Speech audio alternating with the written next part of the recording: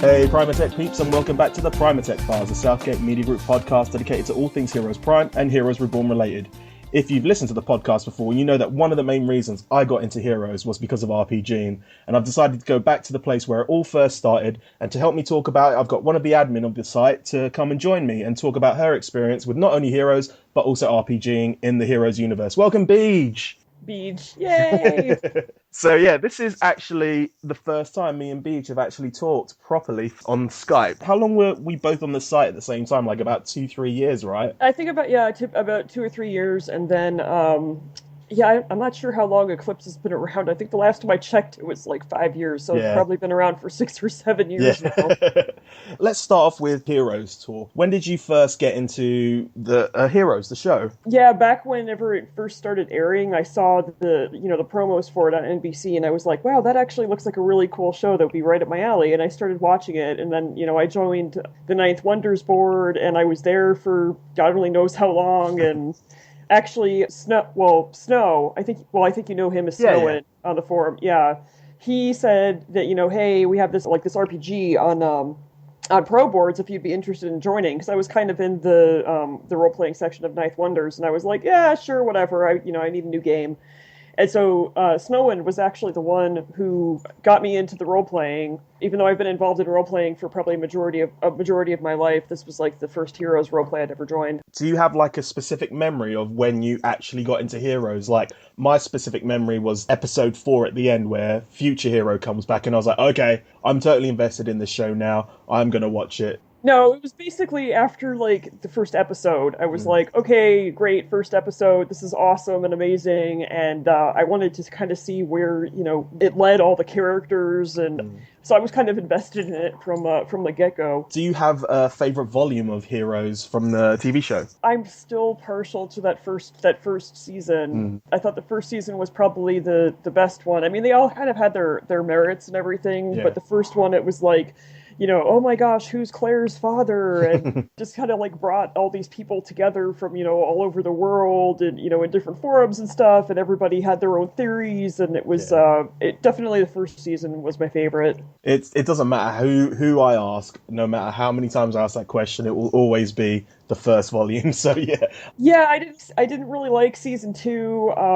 I don't really remember. I think season 3 was the one with the carnival or something. No, I don't the last remember. One, yeah. I forget which season it was where they show Sylar with his mother. I think that was season 2. I don't remember, but I thought that was pretty cool. Do you have a favorite character throughout the whole thing? The Puppet Master guy. Oh, Doyle. Yes, Doyle, yes. And thank you so much for asking my question to him on one of your last podcasts. That was pretty cool. I really liked him. I really think that he was very underrated and sort of underused. And I thought he was a very tragic and kind of misunderstood character. And he's probably my favorite. I really liked him. Yeah, he went through the kind of, I wouldn't say Sylar storyline, but he kind of did. Like, he came out as like the first pure like villain of the show, after Sylar, and then I think in like the latter half of season 3, they gave him that kind of morally grey. Then they even gave him like a spin-off, and he told us that obviously, he was only booked for like 1 or 2 episodes, and then they liked him so much in the character that they had to bring him back. So yeah, I thought he was great, and the actor that portrays him, I just think he's an awesome guy too. So.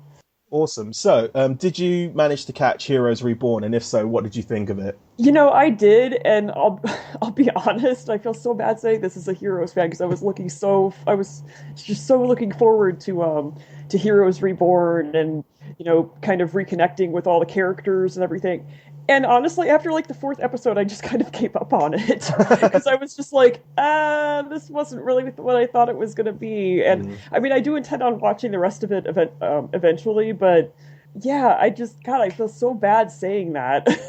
It's fine. I think that's how a lot of the original kind of Heroes fans felt. Like, did you, Lilith has always gone on record as saying like the first episode felt like very much like a love letter / apology to Heroes fans. Did you see it that way? I liked the first episode, and but it was just like after the 4th one, I was just kind of like, I'm not so sure about this now. Okay. So let's get on to Heroes Eclipse, or the 913. I don't know. Heroes Eclipse. 913. Yeah, Eclipse is fine. So I can kind of explain, because I was there from the beginning. So this is kind of going to be going back down the rabbit hole and remembering when I first got there. So I remember Heroes Eclipse started off as like an offshoot of another site that kind of just closed down one day. And then I found Heroes Eclipse, and Ian or Nick was in charge, and there was only like 3 people on board. So I was just like, Nick, do you want some help running this? And so when we started it, there was 3 of us, 3 admins. Basically, the first 3 people were just like, yeah, you can be an admin. And he had the villain character. Someone else had a hero character, and I just said, I'll just be a company character because that's where we started. And it was like after the writer's strike, or before, like during the writer's strike, so we were getting bits and pieces of what was going to happen, and so we kind of were building a story from that. And so we had like a site-wide storyline, which we'll get into later, but then we just started picking up steam, and that's how we kind of got started. And yeah, so you've told us how you got first involved in RPG, and how you first got into Heroes, thanks to Snowwind. So how did the show diverge from the canon? We'll start off with like canon characters and stuff like that. Well, Eclipse actually doesn't have any of the canon characters. Yeah. It's all totally original characters that, people have invented themselves. It ran kind of like alongside what was going on in the Heroes world. Like, certain posts and stuff, people would mention like stuff that the original show characters had been doing, but it's like, but our plot was completely different from where the show was going. Yeah, I think we tried to add stuff from the show into it as and when it happened, but most of the time we were just off in our own little universe playing. I don't know how you feel about like canon versus original, but I've always had kind of like a kind of dislike of people RPGing as canon characters. How do you feel about that? It's not that I dislike it. It's some people are really good at it. I think it depends on the player, because like I've played some canon characters in the past, and at least I think I did a decent job of it.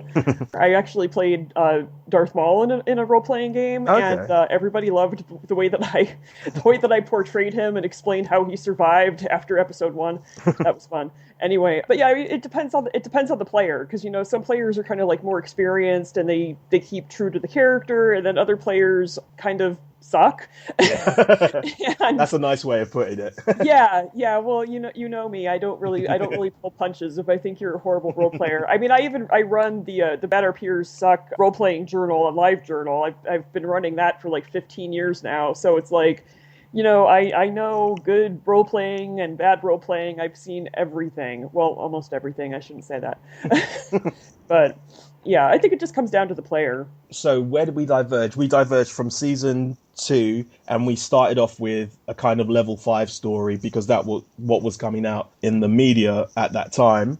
And then we kind of just started doing our own thing. Like we had NPC canon characters, which would be brought in by the staff members every now and then. But I think we just eventually just had them up there and we never really used them. Can you explain the process of RPGing using proboards? Because RPGing happens over various different forms and it takes different kind of writing to do it. So tell us about proboards.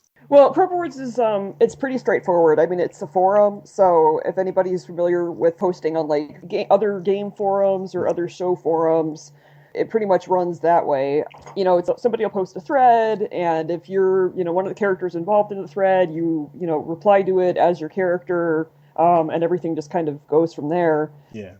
Some people use like different, color coding and stuff in their threads like me. And so, yeah, it's just to kind of keep, just so you can see like, where your character is saying something or like when a different character is speaking, because sometimes you get these giant like walls of text. Yeah, it's nice to break it up. Definitely. Yeah. Also in RPG, or at least on proboards, there were 2 ways of that you could do threads. For me, I was always a big proponent on like kind of discussing it beforehand and kind of getting like a kind of narrative to flow throughout the post. I wasn't really big on open, like where you just like people just come in and they write what they want. Mm-hmm. Which one do you prefer? Do you prefer opened or do you prefer planned? I kind of like both. I mean, I like to have things be open so that way I can kind of like express my creativity, so to speak. But then I also like things that are planned, so that they can, help the main plot kind of progress or whatever.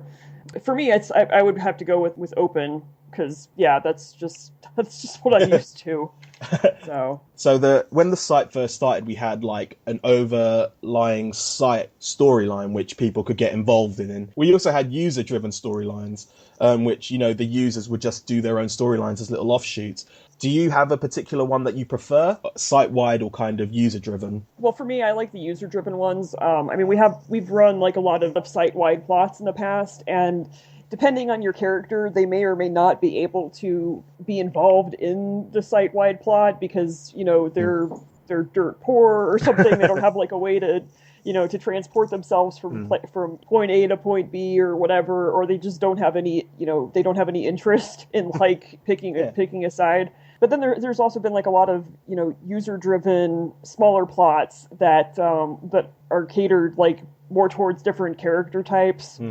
So I think it really just depends. I mean, I've participated in most of the site-wide plots on Eclipse, and I've also participated in a lot of user-driven plots, and I've created my own plots. Yeah. So there's something for everyone. Let's talk about the different factions. So when we first started Heroes, we only had 3 kind of factions or alignment. Yeah, we had Hero, Company, and Villain, and then we added neutrals. The Elite. What were the Elites? The Elite were kind of like the SEAL Team 5, so to speak, of the company. So they were the ones who would go after the more like high profile dangerous specials. They're the ones that go on like the secret missions. I like the way that you use the word specials. You're just like, yeah, I'm not using Evos. Yeah, that never really caught on for me. Specials, godsends, whatever. Yeah. Next up, we have the Young Facility. The Young Facility, I always associate it with like specials having to go see their psychiatrists and psychologists, which is that's kind of partially what it is, because the Young Facility started out as a mental institution, or whatever the PC term for mental institution is now. An asylum? No, it's not even that, is it? No, it's an asylum. Anyway, yeah. So it originally started out as a mental institution to help specials learn how to use their powers and not kill everyone. What other ones did we had? We had the Rogue. Was it the Rogue Society? We had the Rogue Society. That was it. Yeah, we had the Rogue Society, which was run by Kyros Monroe. It was essentially the villain version of the company. Yeah, it was like the evil villain hideout. Yeah, I think so. Oh, and the Watchers. There was the Watchers PI as well, wasn't there? Watchers PI. They were the detective agency. Yeah. So they were the detectives that would go around if like there were specials committing crimes and stuff like that. They'd try to kind of get to the bottom of it and see who was behind everything. It's weird how like we started off with like the 3 kind of heroes, neutrals, and villains, and then we ended up having like 3 other groups, which kind of typified those 3 alignments, and it was just like another group for them. Who else was there? There was Guy. Was it? I pronounced Geist. Yeah. Geist. Yes, there was Geist. That was kind of like the villain's response to the elites. Yes. They liked to stir crap up. There was Specialists, but that was like literally just for one volume, and they were like the guys who kept the secrets of specials under wraps, and that was like just one volume. And who is this new one? Lux Eterna. There we go. Actually, that's the one faction that I created. I have to go to Arc Industries, and Arc Industries is another faction that we created, and they mainly deal with technology and stuff, but they kind of exist to protect specials from the rest of the world. Yeah. And they want to protect the rest of the world from people that have abilities that might hurt the rest of the world. But they're also like big players in the energy industry, renewable energy and stuff like that. And then they have some stuff going on behind the scenes, which I can't get into. So so that's Arc Industries, and then Lux Eterna is basically kind of like the Illuminati of Eclipse. Because I just thought that would be a cool idea, like have the secret society that like nobody knows about, but everybody knows about, because nobody's supposed to know about the Illuminati, but everybody knows about the Illuminati. So that's basically what Lux Eterna is. So when I first started, we would have like a basic kind of site-wide storyline, and then there would be a thread explaining what the kind of site-wide storyline was, and then the writers would get to add their input. How much input do the kind of writers or the other users get in terms of the site-wide storyline now? A lot of it's kind of kept under wraps by staff. You know, if somebody asks like a legitimate question, I mean, we'll give them an answer, but we'll make sure we don't give away everything. We take player ideas into consideration when we make the site-wide plots. Sometimes it works, sometimes it doesn't, but you know, staff has always been very responsive to the players, and you know, we try to keep everyone happy. You can't keep everyone happy 100% of the time, but, you know, you can damn well try. Let's just get into the main crux of it. We're going to start by going through, like, the kind of main storylines or the main site-wide storylines that happened. Okay, so the first volume that we started was actually, well, because we diverged from Season 2, my initial idea anyway was for them to be one word, much like we had Heroes Genesis and then we had Generation. So we started to kind of... I think the idea when we first started Eclipse was we wanted to tell the stories of the kind of unsung heroes, and that's where the title of Volume 3 came for, which was Unsung. The basic main storyline was you had the two main parts of Heroes Eclipse, which was New York and Odessa. So it was Hartsdale, the research facility of Primatech and Primatech Paper, and there were just two bombs. They were going to go off, and that was the main story. And then it kind of went into timey-wimey time travel stuff, which I kind of enjoyed because it felt kind of like a comic book adaptation in the fact sometimes comic books would go into like an alternate world, and then for like a series of issues, that whole comic book would just be like set in a different timeline, and then it would be them having to go back, and that's kind of the idea of where everything happens. That's the idea that I kind of initially came up with for that. Then we move on to the next one, which was Volume 4, which was called Alliance, and basically a couple of notorious serial killers on around that time. That was the whole Fixer Killer thing. The Fixer Killer, Ice Killer, and then the Alliance was basically all the factions kind of aligning themselves together to kind of take out Building 26, which was going on at the time in the Heroes TV show. So you had everyone from heroes, villains, and neutrals aligning to kind of take out the kind of government. And that ended with the government basically not taking control, but like working with specials in order to kind of police them. And that's, I think, where the elite kind of started to make their way out. Yeah. Well, then we had Volume 5, which was called Salvation. And I think this is around about the time that I started dropping out of Heroes, or at least Eclipse, because I think that's when I was cruise shipping way. So this is when Arc Industries and the Rogue Society started, and the Young Facility kind of started making their way in. This might have been the kind of specialist kind of movement as well, with the kind of secret threatening to be exposed. But then, you know, it got kept under wraps. And then at the end of it happened the experiment of 913, which is where I kind of dropped off. So you might have to take over from here. So what happened during the 913 press conference? Yeah, that was during that press conference. Everybody in the world got abilities for 4 minutes and 34 seconds. Yeah, so then we go into Volume 6, which was called Exposure.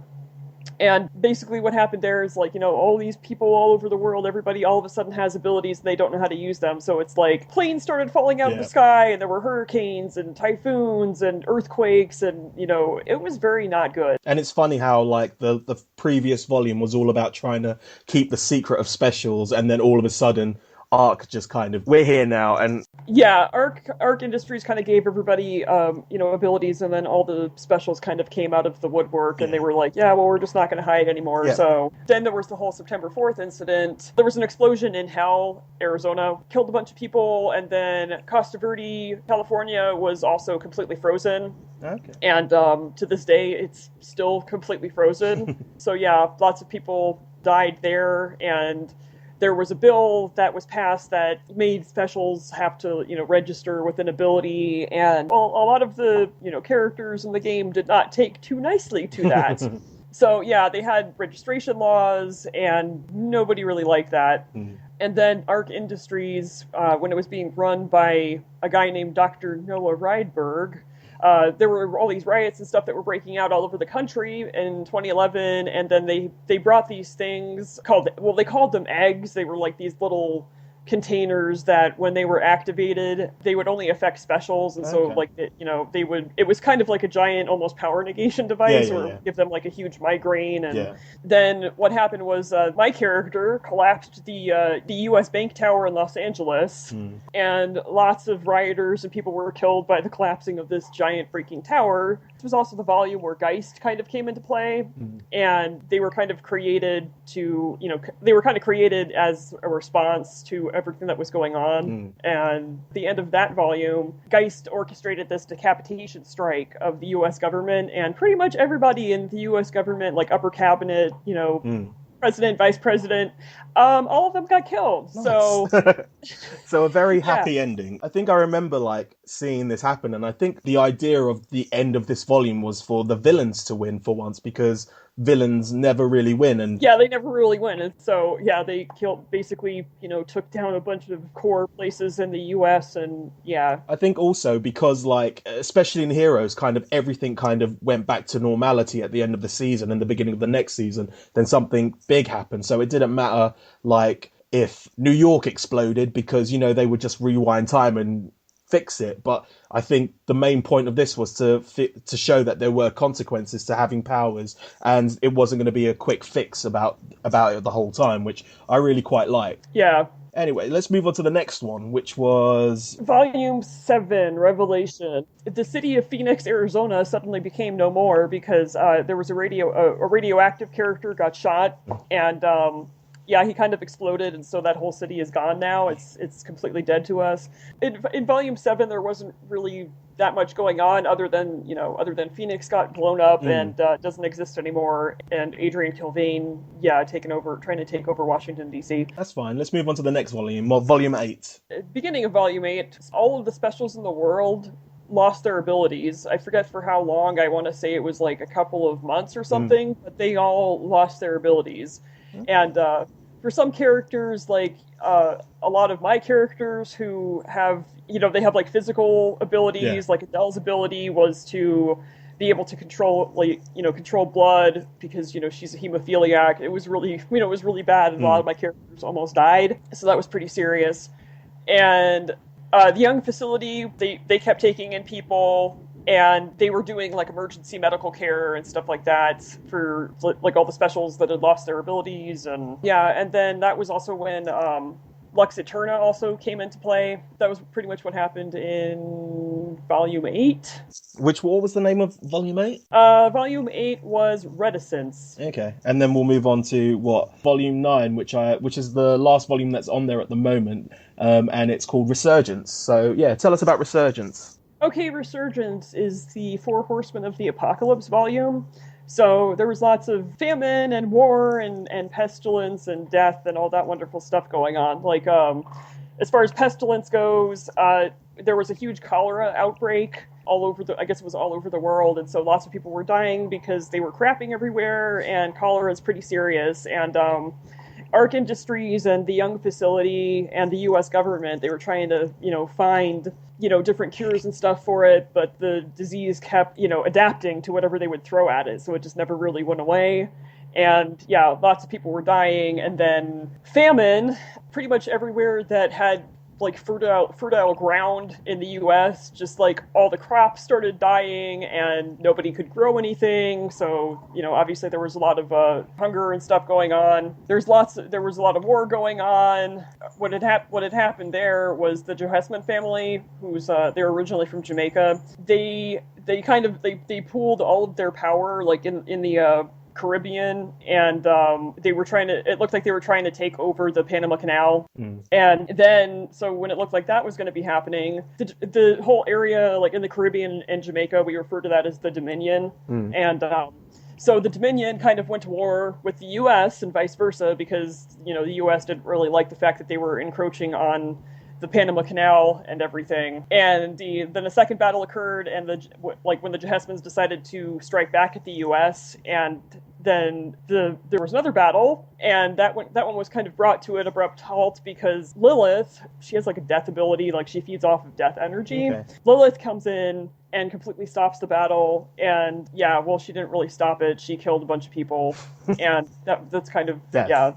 Yes, exactly, because she was the death version of the Four Horsemen of the Apocalypse. So that's pretty much where that volume ended, and that brings us to the current volume, and we're still kind of working on that one. It's weird looking back and seeing like all the history that's been developed from this little site that started on like season 2. So what, that was 8 years ago, I guess, and you guys have 6 volumes of stuff, which is pretty incredible considering how long kind of Heroes has been out of the kind of off TV and all that kind of stuff. So yeah, oh, and I should just say, since I'm really crappy at giving like summaries of all the volumes and stuff. If anybody's interested, they can just go to the site and read the full summaries, which are a lot longer than what I was reading. And we'll of course put the site in the show notes. So if you guys want to give it a check out, you're more than welcome to. So with Heroes Reborn coming out, are you guys going to kind of try and integrate that into the RPG, or are you just too far gone now? I think we're honestly too far gone to even really consider that. I mean, there's probably some aspects of that show that we might be able to fit in. Yeah.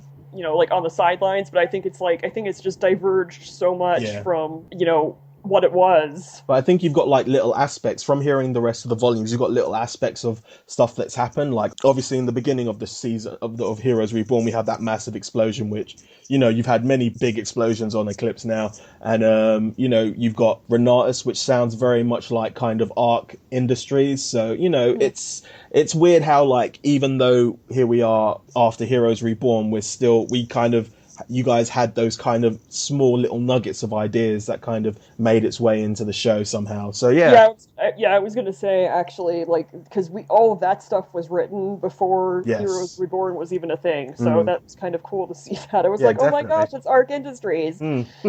Yeah. So I guess unless there's anything else you want to talk about, I think we can start wrapping up. No, there's really nothing else I want to talk about. I mean, like I said, we're kind of, right now we're kind of in a little bit of a hiatus, and because everybody's got stuff going on in the summertime. But so of course now would probably be a good time for everybody to jump in if they want to, since it's kind of quiet. Yeah, definitely. It's a really fun place. Like, it was a good 2-3 years of my life was looking after that board and keeping it afloat, and I really am glad that you guys kind of kept it going, and it's still going to this day. So yeah, that's all I can say is thank you. So all that's left to do is thank you, Beeg, for coming on to kind of speak about Heroes Eclipse for us. You'll find the website of Heroes Eclipse in our show notes if you want to take part. Thanks for listening to the podcast. Hope you found it entertaining and informative, and until next time, download the podcast, save the world.